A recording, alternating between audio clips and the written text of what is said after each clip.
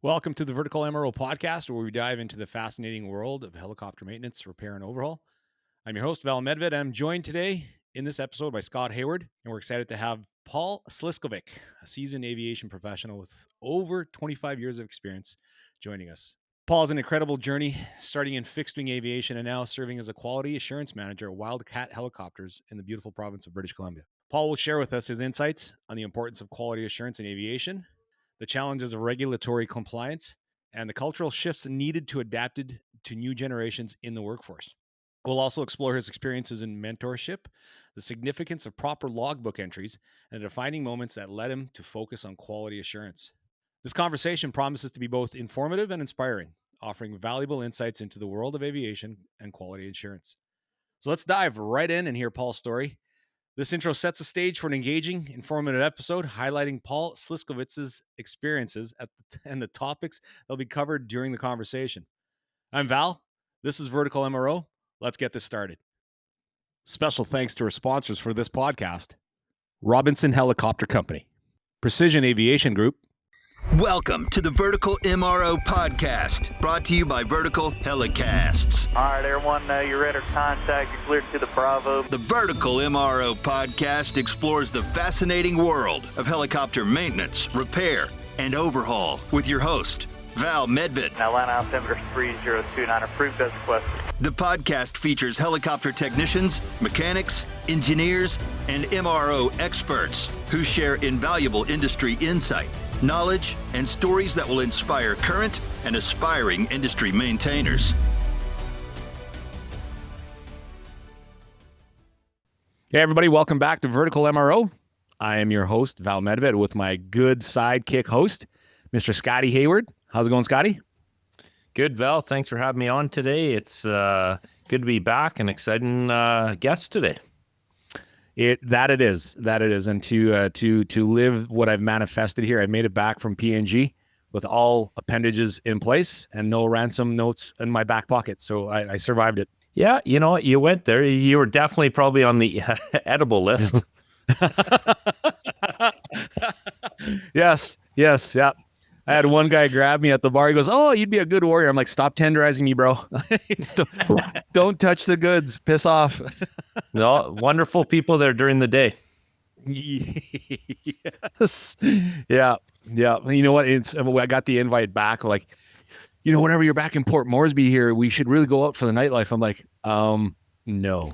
52-year-old married man, you're good. Yeah. Mail back the ring finger to the wife, right? It's a bad day. Anyway, ladies and gents, new to our Vertical MRO podcast here is a guest of magnitude that has really grown, and to the parts of, we're going to ask him where he's at right now too. So he's used to working up in the middle of burnt scrotum nowhere, in different places, but he can brag about it. That's the beautiful thing about it. So ladies and gentlemen, welcome to the Vertical MRO podcast, Paul Sliskovic. Hey.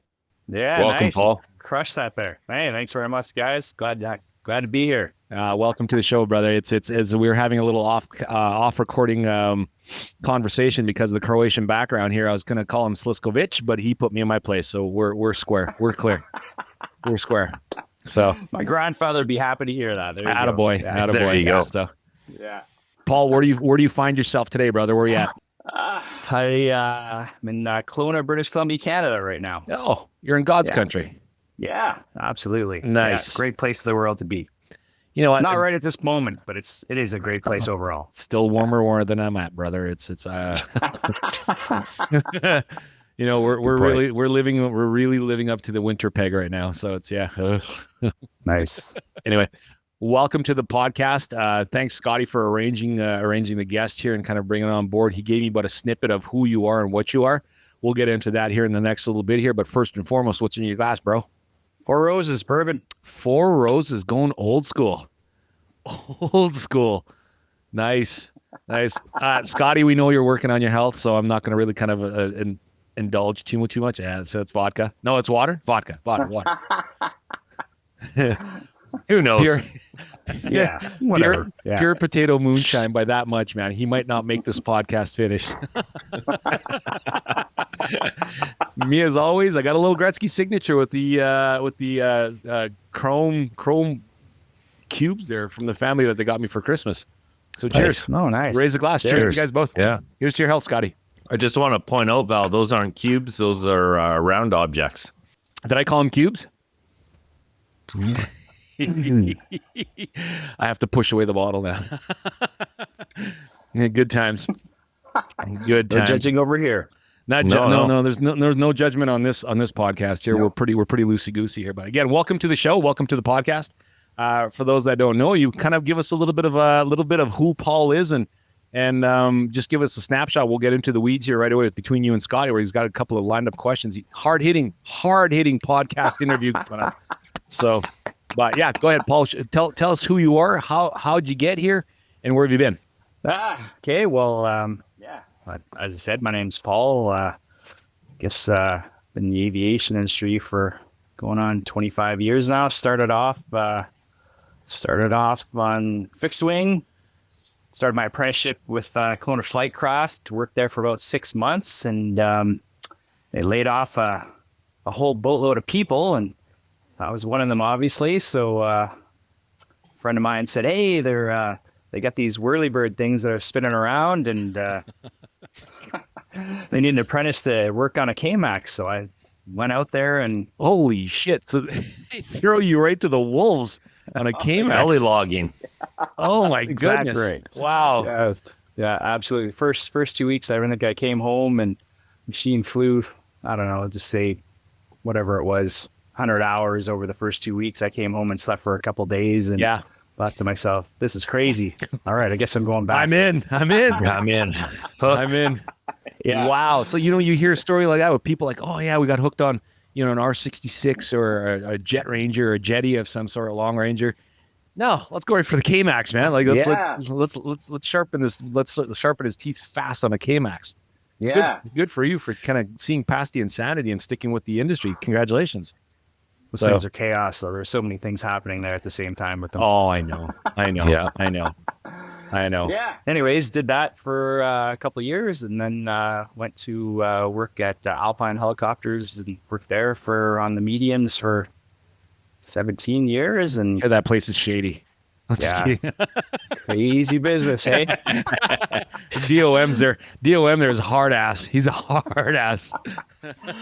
Come on. Great Come place. on. It was a great place. It was, yeah. It is. Absolutely. Yeah, absolutely it is. Yeah. I agree. Yeah, now I'm working at Wildcat Helicopters as the quality manager. So Oh man, I'm you're full working with, circle doing all sorts of stuff. so you're working with Patty Renault. I sure am. Yes, sir. Yeah. Patty the Fantastic rancher. guy. Patty the Yellowstone rancher guy. I don't know if it's Yellowstone. Come on. Did I say Yellowstone? I meant yellow snow. No. I know Patty very well. He's a good friend of mine, and I'm like, nice place. Wildcat's a great place, and you're kind of right in the epicenter there, right between West Kelowna and Kelowna. So, congratulations on that. That's fantastic. Good to hear about that. So, your role at Wildcat, and kind of I'll let, like I said, between myself and Scott, we're going to kind of go about this way. But quick overview, kind of just did that here. Well, what are you at right now? At you said you're a QA manager at Wildcat. That's the passion. Yeah, quality manager. Got it. So generally jumping into that had to take some like AMP first, and then kind of, I think I'm good at quality, or how did we go about that? It's all smoke and mirrors. I don't know, all out there. You get all these paperwork and these records, and they all got to match together. No, it's I mean, it's I guess Hey, Paul, you've always had a passion for that. Like you've had a passion for the paperwork and the regulatory compliance. I think before we even get into the Wildcat, talk about the U.S. and the Canadian and how you started through that and how that kind of fed you into that, right? Because you're part of the yearly imports, exports, and that type of stuff, and that kind of did wet your whistle there a bit. Big time. That I can't imagine that can be any fun. They're like pulling teeth, but good for you for sticking with it. Holy shit. Get on it. Well, that's exactly right, though. I first started doing some of the internal audits at Alpine, and I was going back and forth in the summertime working in the U.S. We'd have U.S. forest contracts down there, so we'd have to import the machines back and forth, and the paperwork side of it. It was an interesting way how the two companies work together. So there was a lot of things that people didn't want to do. So it had to be done at the end of the day. And, after a while, I started to, I kind of embraced it and then really kind of sat back and learned as much as I could about it. See a need, fill a need. Yeah. Yeah. And doing those internal audits, when you start doing them and you start seeing year after year changes and you start seeing people actually, your findings being corrected and followed, it's quite satisfying.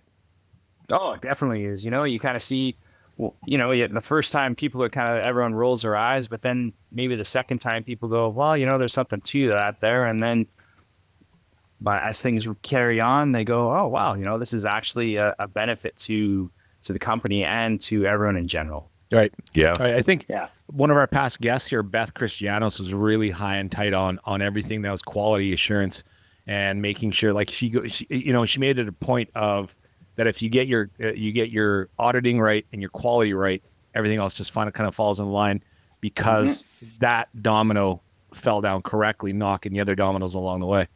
So yeah. I'm good for you for kind of keeping up with that and kind of, I know, like I said, working into that when you saw that need that needed to be fulfilled with a quality assurance manager, tell us a little bit kind of like were you an AME at the particular point and you kind of said the light bulb turned on when that happened, or? Yeah. I think it was more just things that I would notice that maybe just other people didn't notice. I guess that's maybe a good way to describe them, where you kind of think to yourself, hey, like this piece of paperwork isn't being completed or whatnot. And I mean, it doesn't sound glorious or any of that kind of stuff, but at the end of the day, it has to be done. So someone has to follow up to make sure those things are being completed. Paul, I got a question on that, because one of the areas that's tough is when you're trying to chase down that paperwork, trying to chase down that compliance among your peers. And what tools are you using? Like, because that's a tough one. That is one of the toughest things, transitioning from a peer to somebody who's in enforcement, basically. Sure it is, yeah. It's almost like you play good cop, bad cop with the same person. You've got to do obviously, Scott, I've known you for a while. I like to laugh. I like to have a good time, and I try to keep things pretty light and stuff like that. And that's what I'll do. I'll be like, hey, like this is awesome. You guys are really crushing this part here. But then you got to throw the bad cop on and go, man, you really got to get this sorted out here. We can't keep doing this kind of stuff this way, because it's not going to be me next time. It's going to be someone else, and they're going to be far more interested in other things that you're doing. Do you find it's a fusion of culture that needs to be installed? Definitely. Oh yeah, for sure it is. That's a good way to describe it, because you're constantly, and especially because I'm new to a company, so I try to be neutral, right? I'm not trying to. It's like probably like when you, Scott, moving from a company, you're moving to a company that has a huge culture, so you're trying to, you don't want to. It's not like you want to cause any waves, but you just want to sit back and say, okay, so what's happening here on the whole scope of things? What are things that are sort of just that are really good, and then there's those things in the paperwork side where you go, well, maybe that's kind of needs a little bit of work here or there, sort of thing. Yeah, and I think the culture portion of it all, I think that was again focused on a few conversations now. That if you bring the right attitude in with the culture, then it's more adaptable. Is adaptable? Yeah. So. Well, go ahead, Scott. I kind of jumped in on you, brother. Yeah, no, I'm thinking of that. And then when you're having that and you're trying to implement change in the new company, you get buy-in normally for the young people. Yeah. But the older people are tough, and they've been doing it a certain way for so many years. And can you speak a bit to that about when dealing with older culture? Yeah, the legacy folks. You're not allowed to call them legacy. Hey. Bro, we're the gray grizzled hairs. We're in it. I'm sorry. That's awesome. I love it. You're right. That is.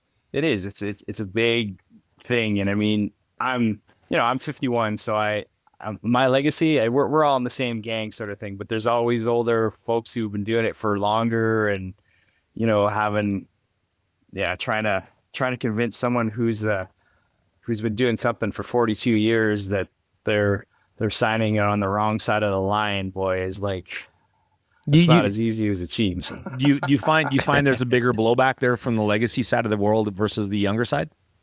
Yeah, I mean, for the most part, I would say, yeah. I mean, this is the way a lot of the younger this is guys, the way I've been doing it for 40 years, and there's nothing going to change my mind. Yeah, okay, all right. Yeah, totally. Yeah. Damn. I mean, I think you, all of us in this group here, could say the same thing. It's tough for someone to tell you, hey, Val, you know, you've been tying your shoes with the left to the right, and you go, no, this has always worked. Oh shit, has it? under the ear hole, over the run, and into the rebel. Yeah. That's how you tie shoes. Like, Yeah. But the younger guys, they can, they don't know, so it's good you can give direction in that, and hopefully you're giving them the right direction. I guess is the best way. Yeah. Yeah. You find the minds are a little more accepting now of today's. There's I think Scott, you and I even spoke about this a few times on a couple different podcasts there. The method of learning to this generation that's coming up as the AMEs and AMPs is a lot different than per se like guys our age or older. We have to slap the book open, whereas they find it by phone. Do you find that they're more accepting of particular changes that need to be happening right away in the quality side? Whew, that was a loaded question. I deer headlighted you, man. I'm sorry. No, I mean, bottom line, you know, the young guys are, it's different. It's a different gig, you know, watching the apprentices come in and you sort of have conversations with them.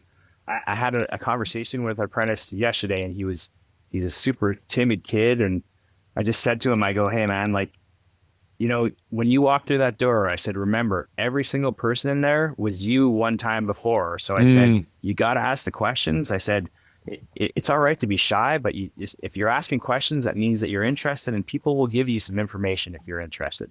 Good call. Dumbest question is the one that isn't asked, right? So yeah. Oh man, I ask dumb questions every day. Yep. Sometimes as you're asking them, you're like, huh, I shouldn't have asked that. I know the answer. You answered it while you're asking, like, shit.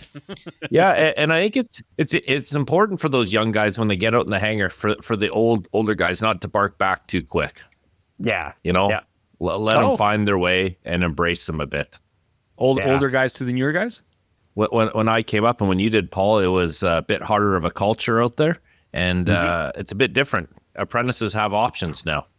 They do. Yeah. Not even just aviation, right? You're right. If they say, this isn't my gig, they kind of just go, I'm going to go try something else. Really? Is that more prevalent now? I know, listen, I've talked to a lot of directors of maintenance here lately, and it's so hard to retain the talent. Yeah. Like it's either because of, oh crap, what did I get myself into? Or this is a lot more than I expected. How do you kind of gauge that? How do you even kind of mold that? How do you tutor that? And I'm speaking toward the quality and Scotty with yourself, including at the director of maintenance level, right? So. Thank you to our sponsor, Robinson Helicopter Company, the choice for unrivaled safety and reliability, so you can accomplish any mission with confidence. For more than half a century, Robinson has been at the forefront of the helicopter industry. From the R-22 to the R-66 turbine, Robinson makes helicopters accessible so more people can accomplish more missions. Climb higher. For additional information, visit www.robinsonheli.com. I think that mentorship starts in the office with for one of the big, there's two scary parts to it. And one of them is the legal side, the paperwork. And that's where they're leaning on Paul saying, hey, can you help me out? Like, I know how to fix this helicopter, but I do not know how to do the logbook. I don't know if us as an industry put enough time into that. Okay. I don't know. Oh, yeah. What do you think, Paul? Yeah, no, I agree.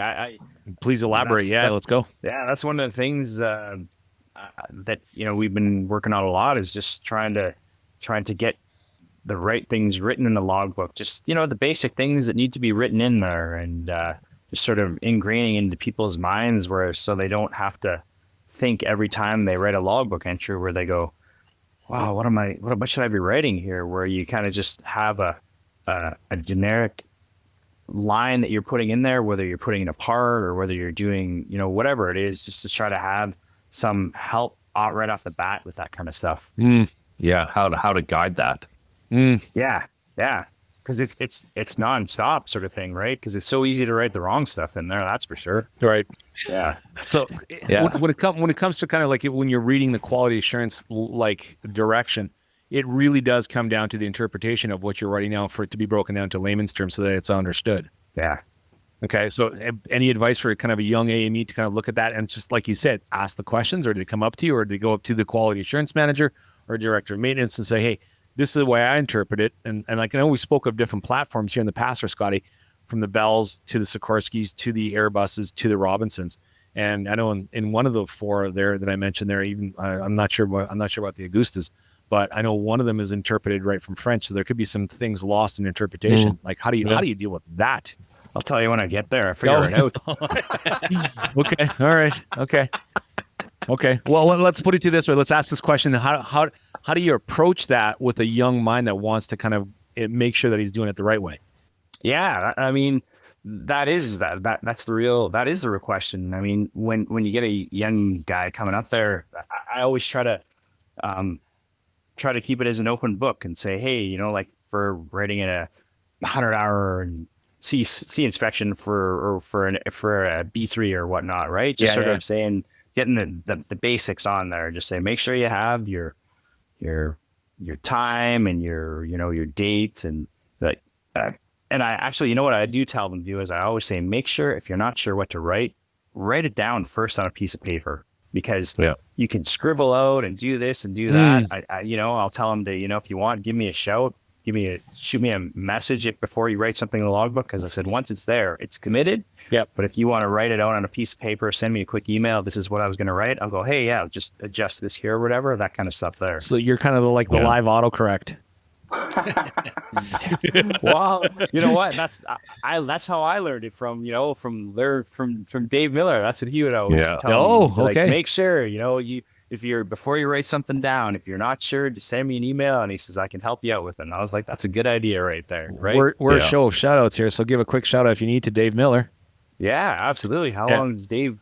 Is he still working, Scott? I mean, he's got to be. Dave Miller's the quality assurance manager at Alpine, and he's been in that role for 22 years, and he's been with Alpine for 47 and a half years. Wow. And he's retiring this summer, and he's a wealth of knowledge. He's seen every young guy try and slide in the side and try and do this and try and do that. It's all been done. Okay. So big, he was big ups to Dave Miller.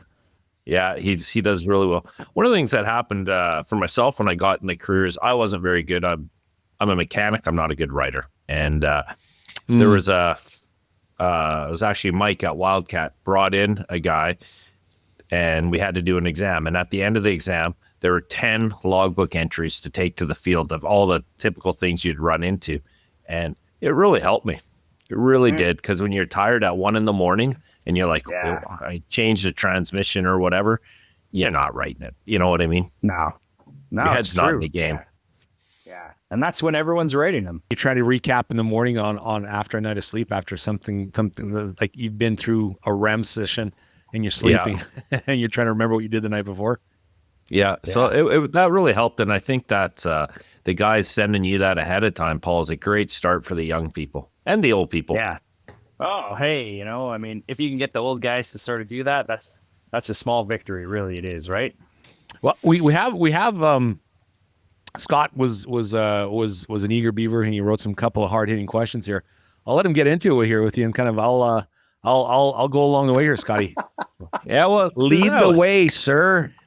I kind of wanted to talk, Paul, a bit like when you, in your career, you're like, okay, I want to get down into the quality assurance because there's all different paths somebody can take, right? Right. Director of maintenance, chief engineer, and so you chose that.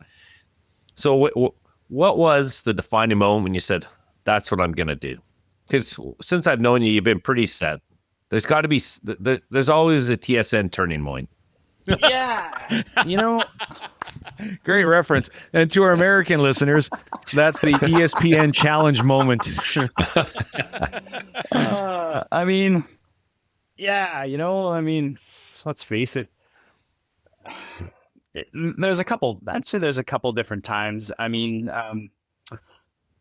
I think when I started doing some of the transition writing between when the machines were being leased back and forth from Canada to the US, and I started spending more time writing logbook entries and deciding what was right or what was wrong and why it was wrong and why it was right to write it. Like not just writing it for the sake of it has to be written in there. Like, what am I actually writing here? And it means something. Yeah. And then what would happen is other people would ask me, well, like, hey, what should I be writing here? And I thought, wow, this is what I would write. I would do this. And then a couple times, it happened more than a couple times. And I thought, well, I'm either a really good writer, which I'm not, my writing is terrible, or I must have some idea, maybe I have some idea of what I'm writing in here is other people think it must be okay too. So that sort of gave me the idea to myself. I'm like, you know what, maybe that is a direction that I want to be heading into in that way, where I can sort of help other people in that regard. Maybe you're just anal and you said this is the wrong way unless I do it. So I don't know if you just got in an industry, but I think that's pretty much ever. There you go. I calls it like I see it. So during that time, didn't you take a business degree as well?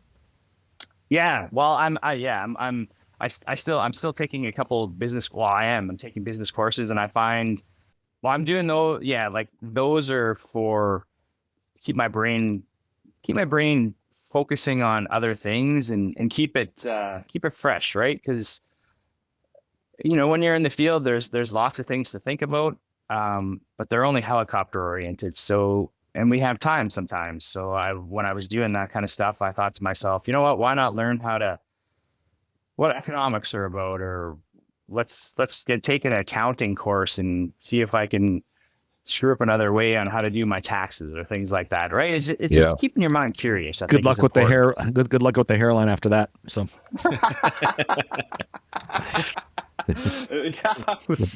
Yeah.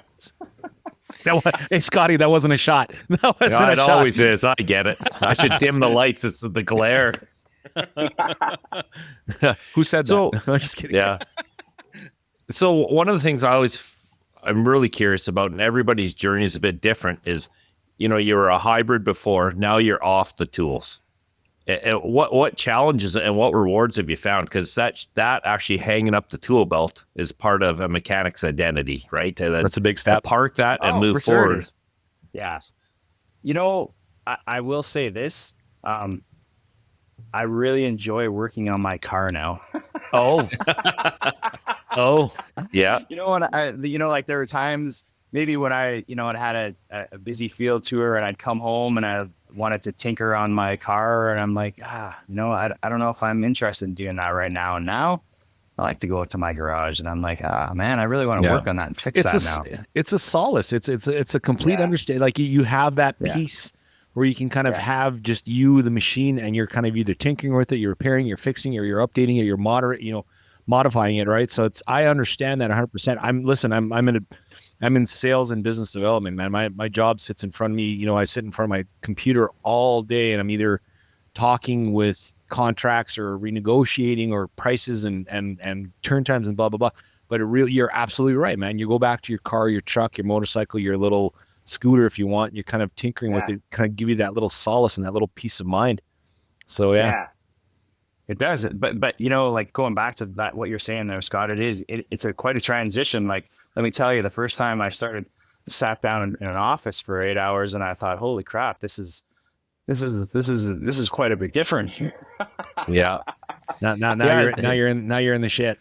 Yeah, literally. Yeah. Yeah. Well, and throughout your mechanical career, there's always those real rewarding moments, changing a transmission in a tough spot, changing an engine and doing those things, and flying to Alaska like you did.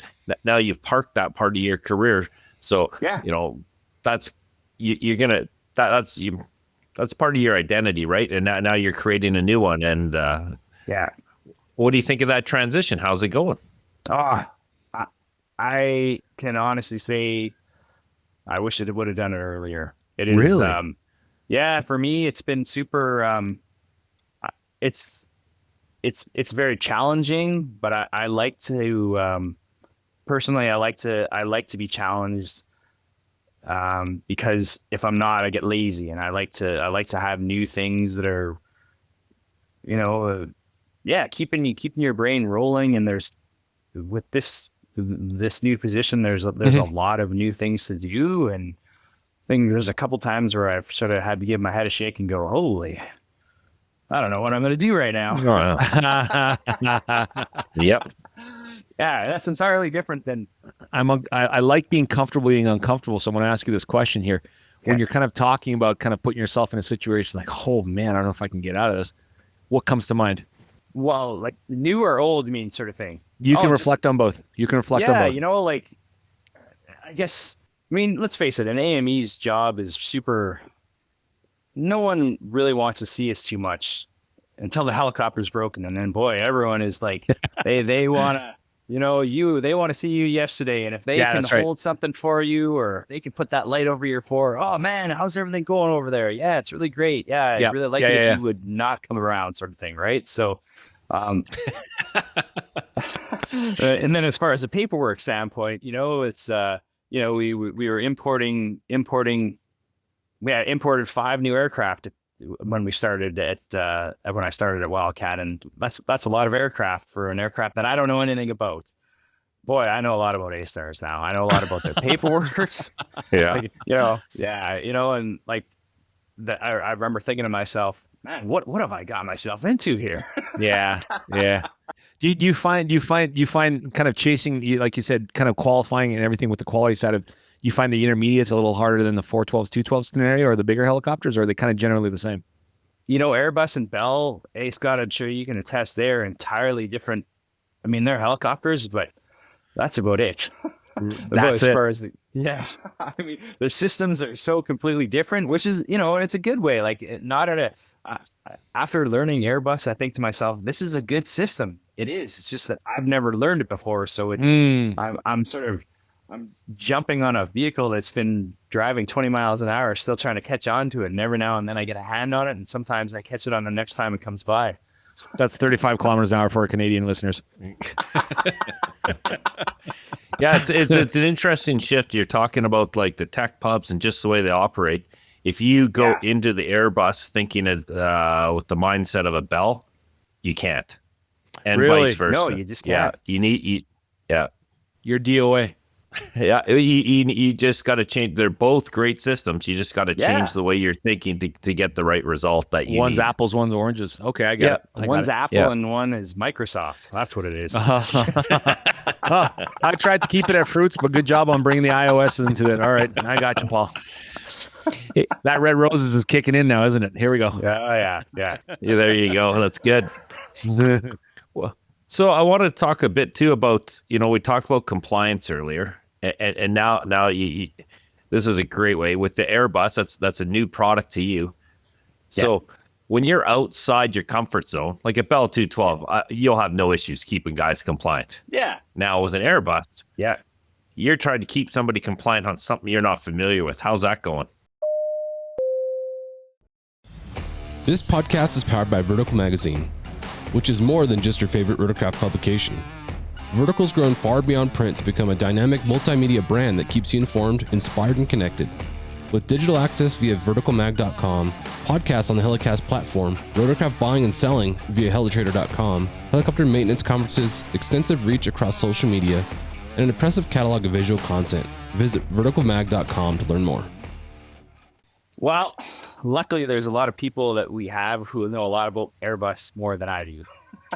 So it's a good, to have a conversation with a couple people and just sort of saying, hey, is this normal, or what am I looking for here? And then, you get someone who's all they've done is worked on A-Stars for the rest of their life. Like, oh, you got to look over here and check this spot over here, and then look for the third slot down, and then look in this section. And you go, oh, why didn't I look there? Like, I would have never thought to look there in a million years, but that kind of stuff, and that's where you really got to rely on the people that know that kind of stuff. So they know the helicopters and the system, and then compliance is the same regardless of what you're doing. It's just the information is different. Okay. Yeah. Yeah. Okay. And that speaks a bit to your personality of being approachable, because, you know, if you're not an approachable person, those people won't be sharing that, right? Definitely not. Yeah. Yeah. You're not wrong there. The advice then to anybody who's in the quality assurance role, especially when you're jumping into it, be approachable. Because there's some, I've seen a couple of QA guys, and I'm gonna tell you, Paul, you're one of the nicer ones, because a lot of them will drop a hammer fast. But you know, at the end of the day, if I can be approachable, it saves me in the long run, because it's something that they can ask the question, and hopefully I can correct them and set them on the right road. Whereas if I'm not approachable, they're going to continue doing something where I'm going to have to continually have conversations, and it's a vicious cycle. So you want to, you know, if I'm always approachable, I might not know the answer, but I'll at least find out for you. Fair. And you know what, like you said, if it kind of allows them to kind of come up to you and talk to you about it versus like, I'm just going to kind of bury my head here and kind of get her done. And then if something does happen, you're on the responsibility side of it. And then you have to answer to what you don't know was done. So I get you. Yeah. I got you. Okay. So in this podcast, the idea is to talk to a lot of, or have younger people listening who are getting in the career, not just apprentices, but newer people. You know, what qualities do you think a quality assurance manager needs? Like for you, for your transition, you had some successful qualities. When you look at somebody else, what are you thinking? From a couple of guys that I've sort of seen who have done it, definitely staying positive on something. You know, you gotta be a positive person on that, because there's a lot of dry stuff in there. Let's face it. Yeah. Yeah. You know, you gotta find some ways to enjoy it. You gotta want to learn, because it is a job that will never go away. There's always going to be something to learn to improve on a system that is continually trying to shut you down, right? There's always going to be something where there's going to be, oh, well, you can't do this because this regulation says you can't do that. So you've got to, wanting to learn is definitely a big, something, a big trait that I would think that you'd want to have going into that. Paperwork is also something that it's not really a trait per se, but something that you want to make sure that you want to make sure that you're decent at it, I guess, because it's going to defeat the purpose of going into something like that. You're kind of in a position where you're going to be either be really hated or really liked. And correct me if I'm wrong, because like generally, because you are the standard, like you have to uphold the standard. And by some people, like, and I know Beth touch base on this a little bit, a couple of times there, because her company, they bring in and they come in and they do a full audit, and like, oh, they're coming in to do an audit. But at the same time, that saves your bacon when the big hammer has to get dropped. Right now, if you're, and then then all of a sudden you go from the middle finger to the high five. Right. Yeah. So and I don't envy your position. I envy your attitude towards it. That's probably the right way to look at it there, buddy. Like you said, to have that positive outlook on everything, knowing that sometimes it could be a thankless job, but at the same time, you're doing the right job in order for things to fly and remain flying. So, you know what I mean? For young people, like aviation's, there's lots of different directions to go in it. There really is, right? You can kind of, we all know someone who can be the most gifted mechanic in the world, or engineer, but man, having a conversation with them is like having a conversation with a rock on the side of a hill. Yeah. I mean, so you can, and that goes from all regards. So but from a quality, there's lots of routes to go in that way. And I think that for a young person going into that, if you maybe you feel that you're not, that's not your big thing, is to sort of travel around and follow around to Fort Mac, Alberta, or those kind of glorious destinations. Maybe you want to learn a little bit more about how the paperwork side goes, and there's room for those kind of things in per career. So would you say, is a quality assurance manager, director, professional, would you figure that's an introvert or extrovert's position? I'm the wrong guy to ask for that. Really? Yeah. Okay. I stumped him. I got him. I got him. I would say I was the introvert, but I don't consider myself an introvert. So maybe you're pretty I'm shy the wrong today, dude. guy. You're kind of really really holding it back right now. I think the success, honestly, of especially for yourself, Paul, is being that extrovert when you're rolling to another company, because you have to get along with the crew. It's a whole new crew, and embracing that culture. If you're an introvert, it's pretty tough. It's a tough road to hoe. For sure it is. Well, like I said, I was talking to the couple, the young apprentice there that I was talking to, and he's a pretty shy fellow. That I said to him, "Hey man, you got to get out there. Like some of these guys, like not just in the industry, they'll they think you don't want to learn. I just get out there, right? Just even have a couple conversations to say, hey, how you doing? Like just get out there." And you could tell the kid's poor shy, but it's probably his first job, and that's a big deal. I try to tell everybody, because I know a lot of people in different parts of the different corners of the world, and my son's always asking me, like, Dad, how do you know all these people? I'm like, I don't necessarily know a lot about them, but what I do is I take away a little bit of that conversation with them, and then I kind of hold that, and that's how I kind of identify that person as that particular point. So I advise, and if there's any AMEs, AMPs that are listening to the show today and are kind of on that cusp, or like, how do I kind of get around this? Just go and start talking to your guys on the floor. Go talk to your DOMs like Scott. Go talk to your quality assurance guys like Paul. Like they'll bring you along. Listen, because they're first and foremost, there's a shortage of you right now in our industry.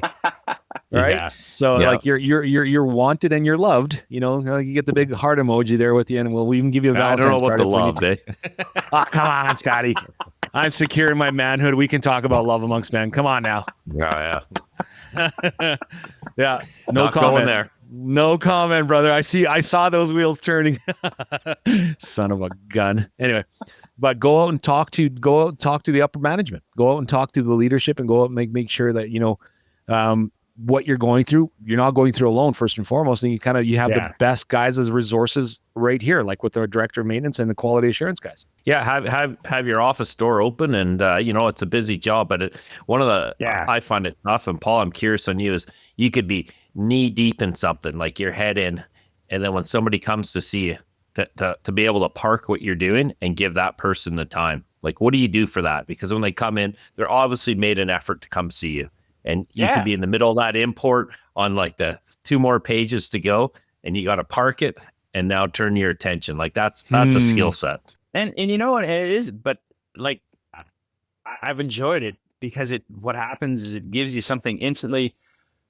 Whether you're super just about finished it, or you're at a top spot, or where it is, it's something completely different. And I mean, someone is just coming to ask it might have, that person, it might have taken a lot of effort for them to sort of say, you know what, I think I'm going to go ask this question.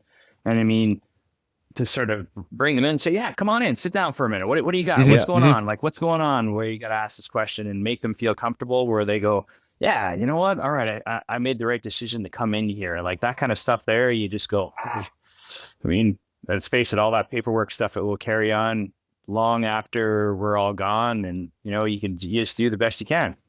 Oh, that's a great attitude. I learned long ago that courage comes before confidence. Yeah, nice. I like it. For sure. Yeah, courage before confidence. That's what happens once you get that, and you're able to kind of approach yourself. Now, what's Paul? So with you being the quality assurance manager, do you have a team working for you? You have a quality team, or is it just a lone man wolf? Yeah, like I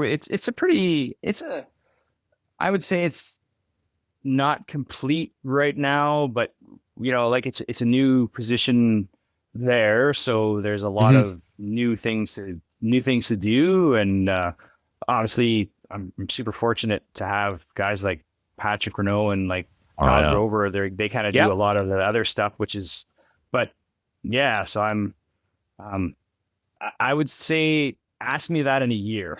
Fair. Okay. You know what? We'll come back to it. We'll come back to it. Yeah. It's absolutely. It's love to. Love to. Yeah.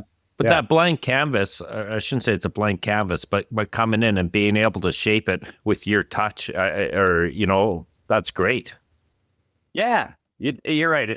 It's scary, because there's no, there's sometimes you almost want to have some structure. I shouldn't say not some structure, but like sort of a guideline of what to follow. And now I just sort of go, well, what should we do here? How about let's try this? Well, and the beautiful thing is the two guys that you mentioned, you tap into a wealth of experience into that. Yeah. Right. So you kind of, you bring that into the fold of it all and have what they know compared to what you know. And then you cross-reference, and God bless you for kind of melting that pot between what's in the book versus what they know and what you know. That I can't, that's, dude, you got great color in your hair right now. It won't last. So good on you for kind of keeping that up to kind of par. So, well, and the other part of it is where I've come from too, right? So you kind of have, people that you can mentor from, who you can ask questions, whether it's been Scott in the past or, like Dave, I've obviously bounced a lot of ideas off Dave, and people who have done different QA positions and wherever they are, right? And bigger and smaller companies. And it makes a difference. You just, you take as much information as you can and you go, oh my God, how does that work? And then you do the best you can with all that information. Fingers that make the fist, man. Fingers that make the fist. Yeah, I'm curious on this one, Paul, is, looking at yourself and your career, if you could go back, into aircraft maintenance, go back 10 years, what advice would you give yourself? Deep question. I would make sure, actually some of the things that I talked about, earlier, like making sure I ask questions, and didn't just sort of put my head down and did everything that everyone told me to do. I'd question things and, make sure that I wanted to, I learned as much as I could from every person that I worked with. Yeah. Take away a snippet of anybody that you meet. Yeah, that's a good one, because it also takes a lot of courage along your career to step up as a young guy and ask those tough questions that you believe at the time are tough. The other thing I would probably say too is to speak up, because solid. Just because you're new doesn't mean your opinion doesn't count. So you kind of want to make sure that you get your voice out there. Whether I always remember the director of maintenance that I worked with, he told me, he says, when you get your license, he says, you make sure you have not an argument, but disagreement with the director of maintenance. Even if he tells you you need a blue pen, he says, you say you need a red pen, just to sort of give yourself the confidence to say, hey, I know what I'm talking about. And it really carried with me, because he kind of gives a new person, it gives them a confidence to sort of have a conversation with someone who really has a lot more experience and they're superior on that, right? Like, who's the DOM that gave you that advice, Paul? Who was it? His name was Mike Hume. Mike Hume. Okay. Nice. Shout out to Mike. Yeah. I was waiting for the rebuttal here from our sitting director of maintenance here to see how he'd kind of take that one. I think it's awesome. Nice. Well, there you go. Paul's known me for 6 years probably, and we've had a lot of big conversations. And I do like when people come in and close the door and totally. Yeah. If you're not willing to have the conversation, you'll never see the other perspective. And normally, it's somewhere in the middle. And and I think it keeps everybody grounded within that circle, and that's an important part of it. Yeah, definitely it is. Thank you to our sponsor, Precision Aviation Group. Mission-critical operators and fleet managers rely on Precision Aviation Group as a worldwide leading rotor and fixed-wing MRO provider. PAG provides tip-to-tail solutions in 4 MRO segments: avionics, components, engines, and manufacturing DER services. A single point of contact gives you access to over 150 million in inventory globally, 24/7. Just call 800-537-2778. Precision Aviation Group. Others sell parts. We sell support. What's the barrier, or what, let's say like somebody like yourself, like Scott just asked you, 20 years ago, 25 years ago, you're kind of getting into the industry. You're a young buck. You're at the point where you feel invincible, and you're kind of looking at, do I become the quality assurance manager, or do I look at kind of taking the quality assurance level to join this guy's team, or how do I make myself better with that?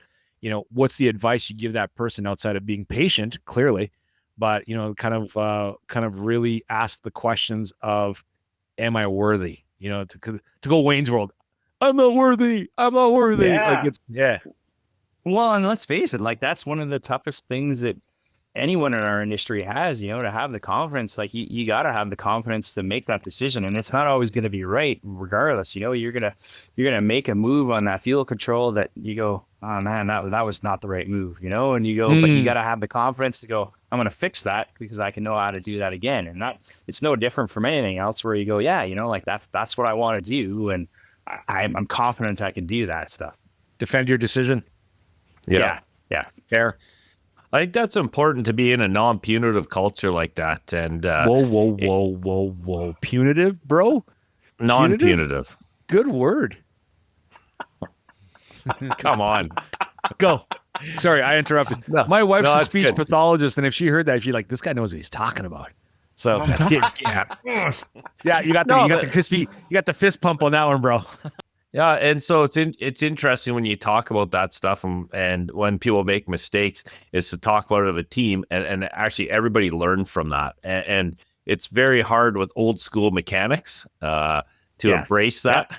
But definitely the younger culture does. And I think that's the success of a company is because there will be mistakes. There's no doubt. It's going to happen. And and how do you pivot from that and learn without pointing a finger?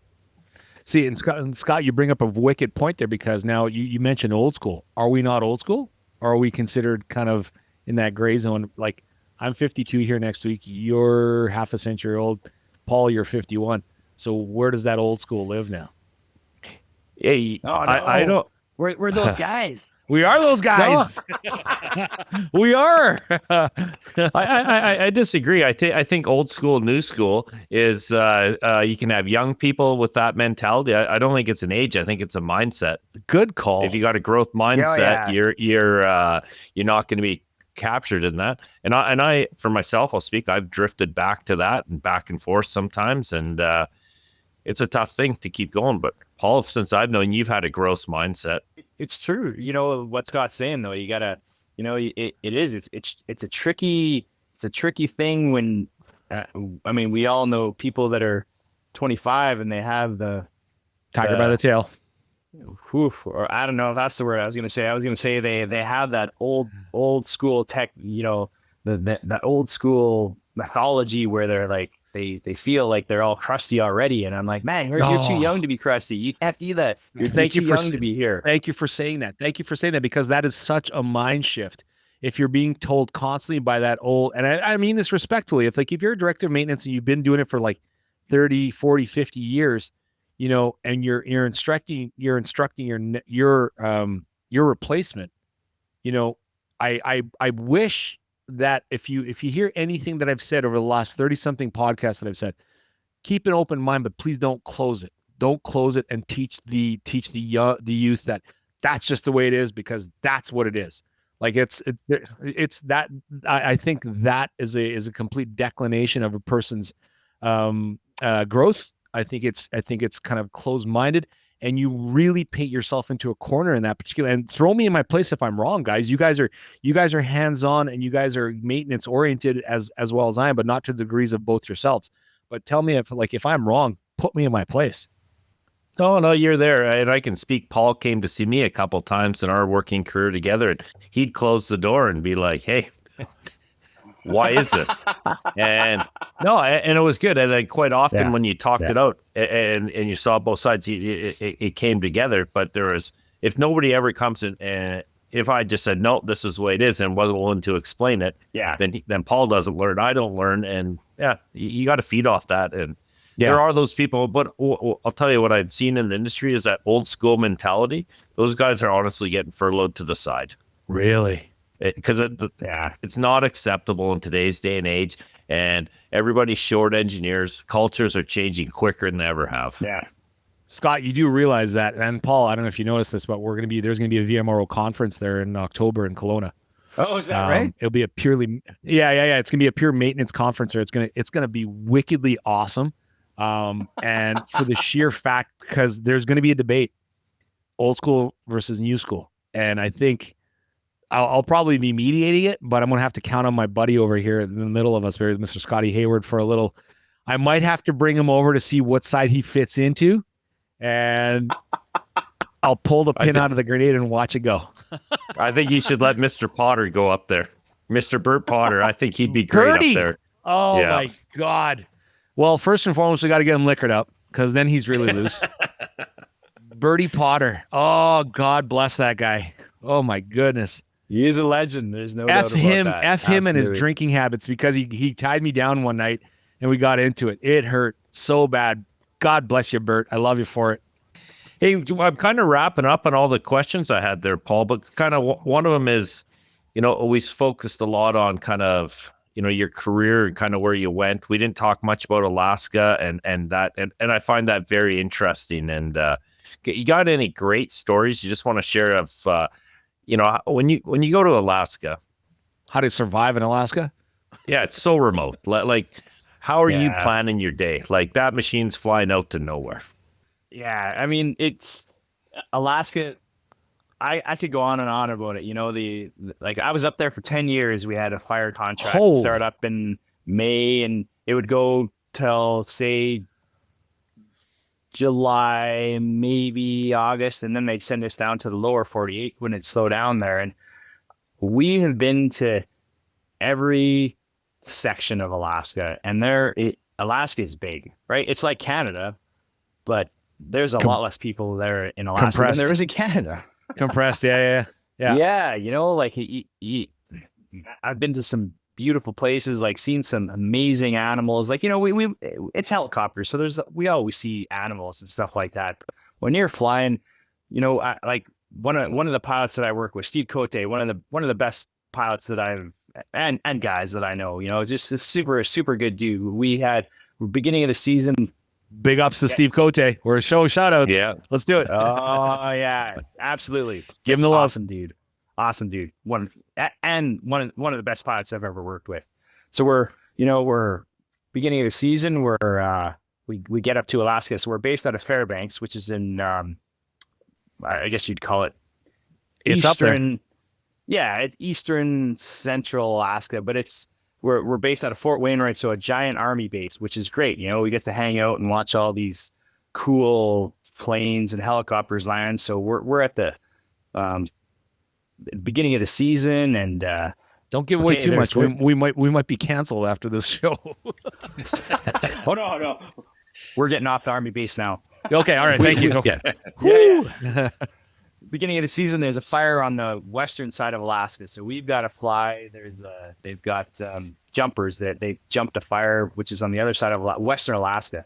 So we have to fly over to the other side of Alaska and pick them up. So we load up all of our stuff. It takes us about 5 hours to fly over there in the helicopter, and it's a 212. I mean, anything after 5 minutes is terrible flying there. But you're vibrating. You're vibrating a lot. Yeah, that's exactly right. So we get there, we unload all of our gear.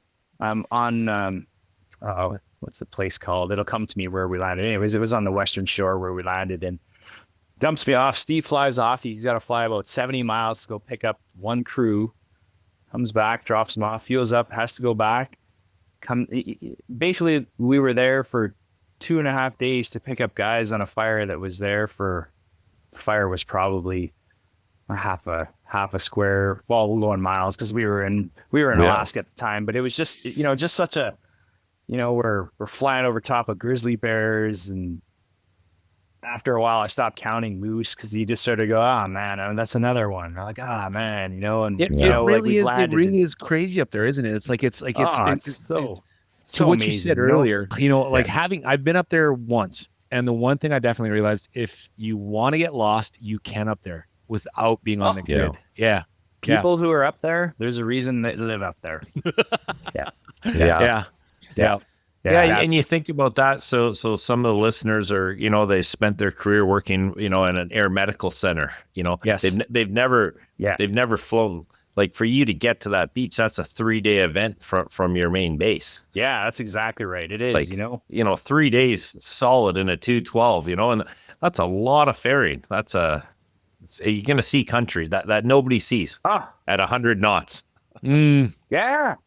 You're right. You see these cool things, and like some of the areas I always remember flying up there, we're flying up through Smithers, and like I was a big Lord of the Rings fan, and I remember thinking to myself, man, I know they didn't film this year, but boy, it sure looks like they could have filmed it right here, right? Like just so, and it just doesn't do it justice. You take a picture of it and you go, this is where I was, and people go, oh, that looks really amazing. I'm like, no, it was really Picture cool. doesn't do it justice, does it? Yeah. It's exactly I think Kevin Shedd, a past guest, and even Dave Warkey goes, there's not too many places not too many jobs that can offer the sites that we offer in our helicopter industry.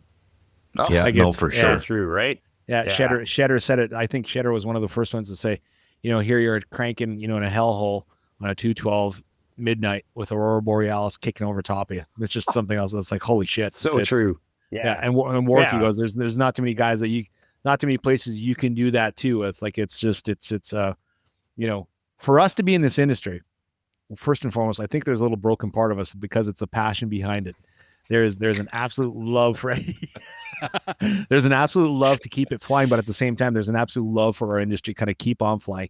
And the beautiful part that I'm jumping on a soapbox here. The beautiful part about it, even your competitors that you're in competition with in particular region become your allies. That's the beautiful thing I love about our industry. So we can kind of walk into your, like you said, Fairbanks or outer banks of Alaska. You can still call upon an individual or a company that's kind of either nearby. And if you say, hey man, I need help, or I need an assist, I need a way in, or I'm stuck on this. This is, and they'll give it up to you. I don't know of anybody who said, suffer it out, suck it up yours. Yeah, no, for sure. No, you're right. It's happened. Yeah. You're right, numerous times up there, and that's what you got to do up in those kind of isolated areas, right? You kind of go, hey, that's what happens all the time. Scotty, you've hit him with some good questions here, buddy. Well done. Anything wrapping it up? No, we touched on everything. I really appreciate you making the time to come on, Paul. It's been a great conversation. I really enjoyed it.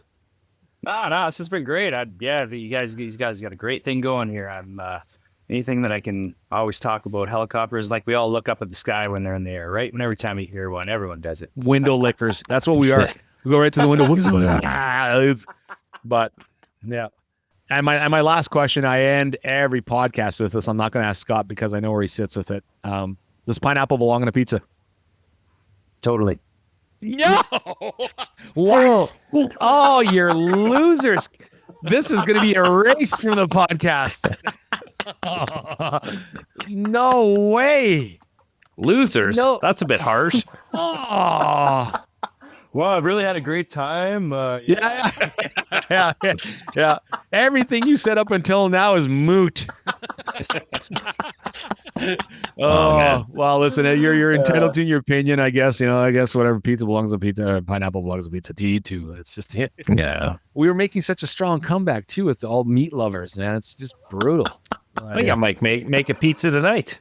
Good on you. Good on you. Let me salute you there for that one. Here, is your finger stuck? It's a little jammed. It's a little. All right. It's my trip to Papua New Guinea. There, it's the rickets. Hell of a show today. Good job, Scotty, on kind of bringing them on board, hitting the hard questions here with them. I think you're still in his Christmas card list. So good job. I think we're good. Yeah. Awesome.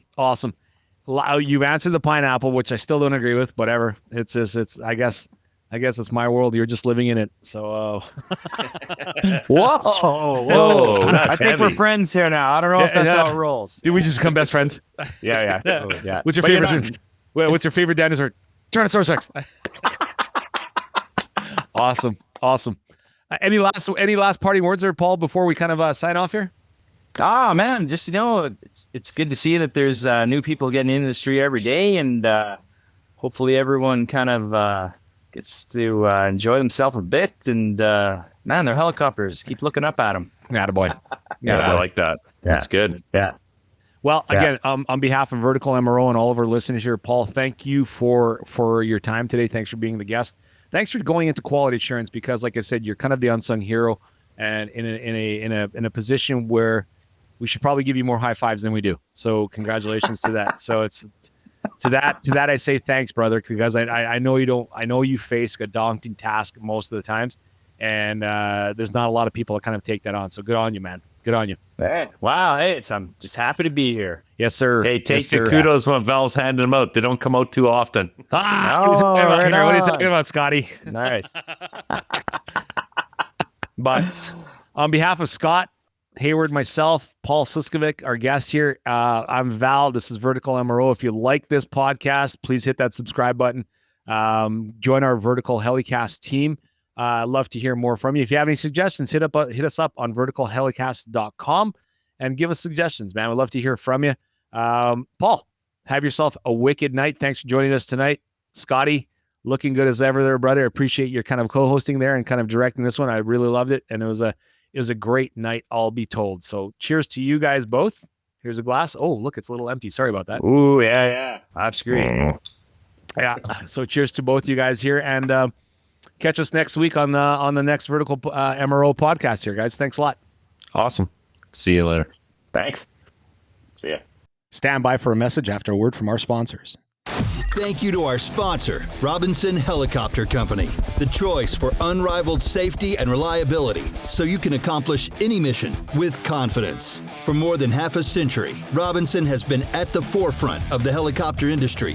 From the R-22 to the R-66 turbine, Robinson makes helicopters accessible so more people can accomplish more missions. Climb higher. For additional information, visit www.robinsonheli.com. Thank you to our sponsor, Precision Aviation Group. Mission-critical operators and fleet managers rely on Precision Aviation Group as a worldwide leading rotor and fixed-wing MRO provider. PAG provides tip-to-tail solutions in 4 MRO segments: avionics, components, engines, and manufacturing DER services. A single point of contact gives you access to over 150 million in inventory globally, 24/7. Just call 800-537-2778. Precision Aviation Group. Others sell parts. We sell support. This podcast is powered by Vertical Magazine, which is more than just your favorite rotorcraft publication. Vertical's grown far beyond print to become a dynamic multimedia brand that keeps you informed, inspired, and connected. With digital access via verticalmag.com, podcasts on the HeliCAST platform, rotorcraft buying and selling via helitrader.com, helicopter maintenance conferences, extensive reach across social media, and an impressive catalog of visual content, visit verticalmag.com to learn more. Hey, thanks again for tuning into this episode of Vertical MRO, where we explored the critical role of quality assurance in aviation with Paul Sliskovic. Paul shared invaluable insights on his journey from a mechanic to a quality assurance manager at Wildcat Helicopters, highlighting the importance of mentorship, logbook entries, and adapting to the new workforce dynamics. We hope you found this conversation as informative and inspiring as we did. If you have any feedback or suggestions for future topics, please reach out to us on social media or through our websites. Don't forget to subscribe to our podcast and leave us a review to help us reach more listeners and come up with wicked topics. Special thanks to all of our sponsors. Join us next time on Vertical MRO Podcast as we dive into more fascinating stories and insights from the world of helicopter maintenance, repair, and overhaul. On behalf of Scott, myself, and our guest Paul, stay informed, stay safe, and keep those rotors turning and may your skies always be blue. I'm Val, over and out.